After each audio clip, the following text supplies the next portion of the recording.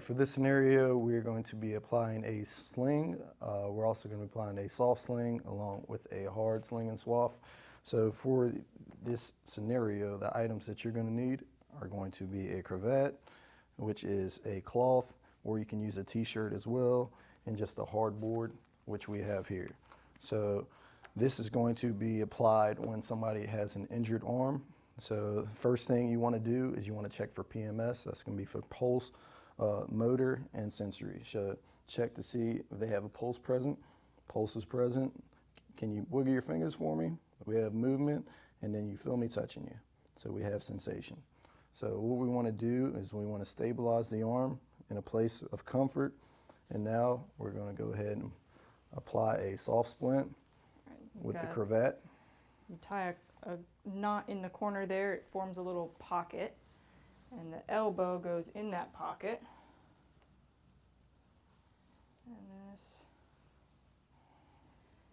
And I'll hold your hair. And it just goes up behind her neck there.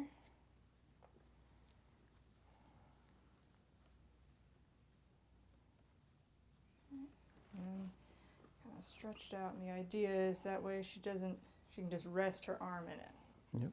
And then you check again, make sure you still got a pulse in the wrist, and you can feel me touching, and you can wiggle your fingers.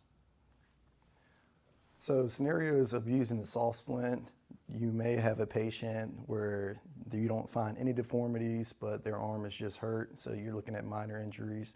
And if you have any mangulation to where the arm is angulated or any type of deformities, that's when you would want to use a hard splint for more stability.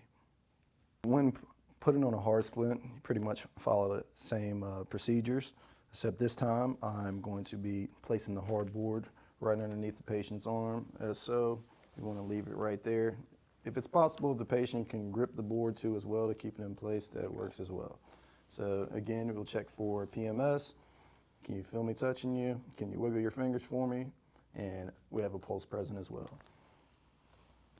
And then we want to stabilize it above and below the injury. So if her arm is hurt here, I'm going to stabilize the wrist and the elbow.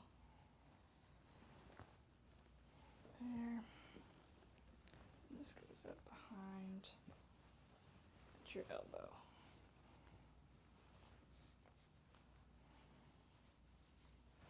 Okay. All right.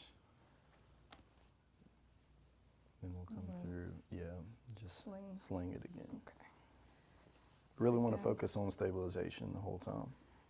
Tie that. The less you can manipulate the patient's arm, the less you'll be able to not add to injury. There we go.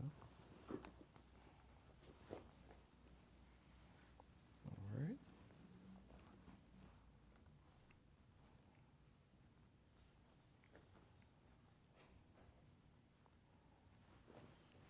Okay. All right. Then again, we're going to go ahead and check for P.M.S. again. So you have pulse. Wiggle your fingers, and you can feel me touching. In this exercise, we're going to go over self-splinting. The items that you're going to need are just tape only. So this is medical tape.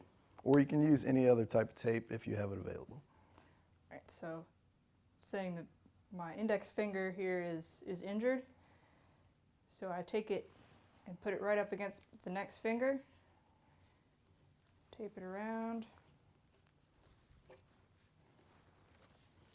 and tape it around again. That way it splints it to the other finger. This can also apply to other body parts as well, given if you were to break a toe or any of your appendages too as well.